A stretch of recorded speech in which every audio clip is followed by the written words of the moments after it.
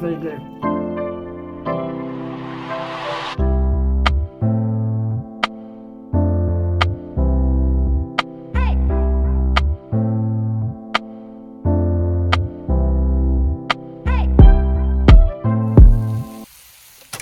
Back to my channel. Today is another cooking session, and I'm going to be making mac and cheese my way. So I'll be using Philadelphia cream cheese. It doesn't have to be Philadelphia, but use cream cheese. I didn't realize I bought less fat. I wouldn't normally do that. That was a mistake. But anyway, life must go on. I also use blue cheese and regular shredded. I already shred the cheese up. You know, you prep the cheese. This is the shredded cheese. I'm using Cracker Barrel cheese. That's the cheese that I like to use, and you can use whatever cheese you use. So we're going to start. So I'll have the stove on. I'm going to be making a roux. A roux consists of butter and flour. So I'm going to use that's 3 tablespoons of butter, and I'm going to use 3 tablespoons of flour. So equal parts of each. To be honest, I don't really have a direct recipe for my mac and cheese, but because I'm filming, I'm gonna try. Not tablespoon, teaspoon. I'm sorry, it is tablespoon. Yeah, 3 tablespoons of butter. I'm gonna use 3 tablespoons of flour.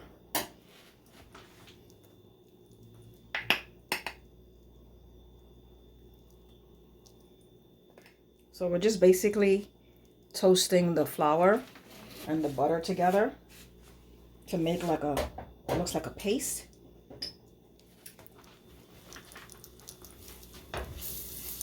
You don't want this is something you don't want to cook fast, because you don't want the flour to get the flour and the butter to get brown, because I'm not making a gravy. I'm making mac and cheese. This is how I get this. This is how I started. So you don't want the stove too high. My stove is on low. Remember, low and slow. Okay? You don't want to burn anything, because you cannot come back from burning your food. Always remember that. So you can see it's bubbling because I already had the pan preheating. So this is what it looks like. You just, like I said, you're just toasting the butter and the flour. Because if you don't want that raw flour taste, so you're just toasting it. So as you can see, I'm cooking it. So now I'm going to add the milk, warm milk. You can heat the milk up in the microwave, or you can heat it up in a small pan. You don't want it hot, piping hot, the milk. You just want it warm.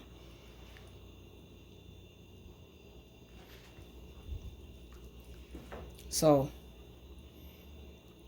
what the flour and the butter is going to do to this milk is it's a thickening. A roux is just a thickening agent for the liquid that you're going to pour in. So you could add, this is how you make a gravy, the same concept, but with the gravy you could add oil instead of butter. So I'm going to keep the stove low, like I said, in order to, see, it's already starting to bubble and the milk is already thick. See that? So what you want to do when you make the roux, and remember, we're not making this brown, right? Because we're not making a gravy. See, that's 1 cup of milk, and see how thick it got in 1.25 seconds. It didn't take very long to get thick. I just added another cup of milk. Now that I'm looking at it, I think I added too much flour. I should have maybe just used 2 tablespoons of flour and 2 tablespoons of butter. But again, I don't have an exact recipe, to be honest with you. But I'm gonna add another cup of milk, and you stir out the lump. I'm gonna use a whisk. So what you want to do with the roux, you want to flavor the roux. So I'm gonna add salt. I wish I had white pepper instead of black pepper, so I'm not gonna use any pepper. I'm gonna add salt to this because you want it, again, you want your food to be flavorful. And I know I'm making mac and cheese. Even though I'm making mac and cheese and the cheese is salty, you still have to add salt to it. And I'm gonna add some pepper flakes. I like to add pepper. You know what? No, I'm not gonna add pepper flakes, but I would normally add pepper flakes. I like my mac and cheese to be as simple. I don't like to add any other ingredients. I know people like to get really creative with mac and cheese, but I'm pretty plain Jane when it comes to mac and cheese. So see how, look how smooth that is. Look at that beauty. Wow. So now you can start adding your cheese. I'm gonna add the cream cheese and let it melt. I'm not gonna add too much because my plan is not to make a lot of mac and cheese, but again, I don't have an exact recipe, to be honest. I'm not gonna sit here and pretend like I do. It's my first time recording me making my mac and cheese. Then I'm gonna add some of the blue cheese. I'm not gonna add the whole thing. And stir that in. And like I said, I'm gonna add the rest of the milk in a minute.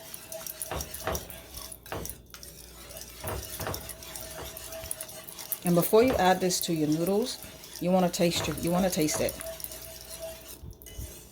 And this is how this sauce is called a bechamel. Right. The technical term is a bechamel. The butter and the flour is called a roux, and when you add the milk, it's called, without adding the cheese, with just the milk, the butter and the flour is called a bechamel. So all I'm doing is melting the cheese. I'm really supposed to have a non-metal whisk, but I don't have that right now, so I'm using this. Remember, you want to protect your pans that you purchase. If you invest in your expensive pots and pans, you want to not ruin them by using certain kitchen tools. So this is how that's looking. See? You're seeing the chunks of blue cheese and the chunks of cream cheese. I'm just waiting for that to melt because I have the stove on low. Sorry about the shaking, simply because I'm holding the camera so you can see the sauce properly. So I'm going to add a little bit more of the milk. I think I'm going to add all three. So this is, remember, 3 cups of milk. And again, remember, I don't have an exact recipe. This is going to thicken up as well. Once the heat gets distributed properly with the liquid, it's going to thicken up. And then it's also going to thicken up with the cheese. And I'm going to taste it in a minute. After I add the Cracker Barrel yellow cheese. So this could be an Alfredo sauce. So right now, technically, if I add white cheese, this will be an Alfredo sauce. So because I'm adding the yellow cheese, it's not an Alfredo sauce. I'm scraping the sides of the pot to get the sauce off the side of the pot.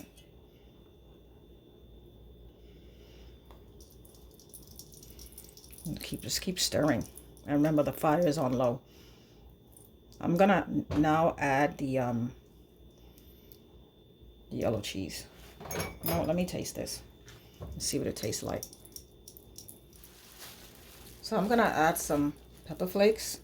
This is the most I would do to my mac and cheese. Like I said, I very rarely, I don't do much on my mac and cheese.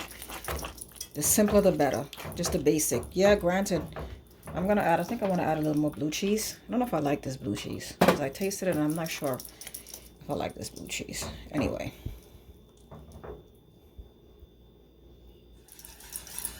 I'm gonna add the yellow cheese now.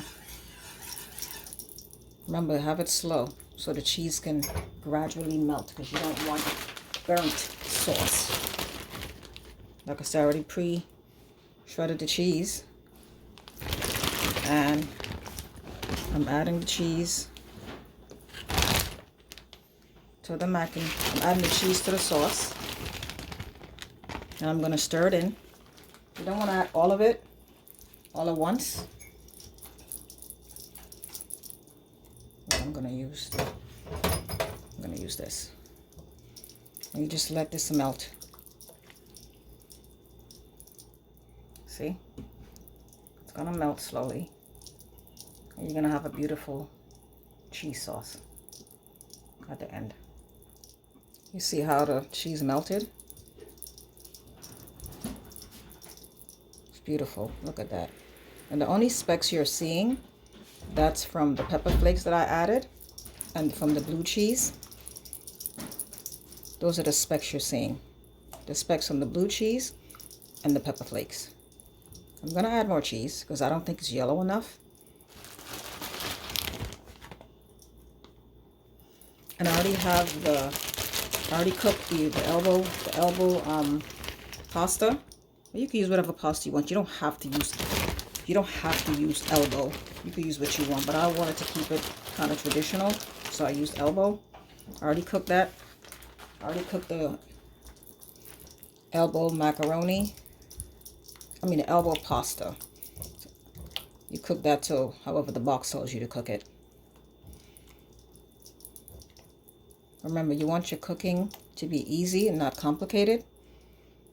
So I did that before I made before I made the cheese sauce.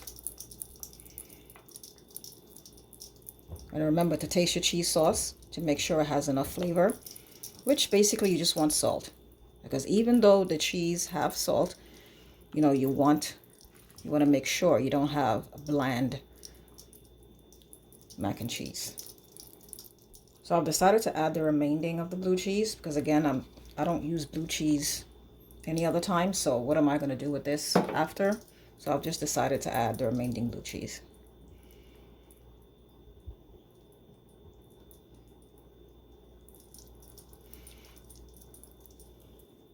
So the cheese is melting beautiful. It's melting really nice. Remember, get the cheese off the side of the pan if you want to incorporate everything. Sorry about the noise of the jewelry. It's actually annoying me.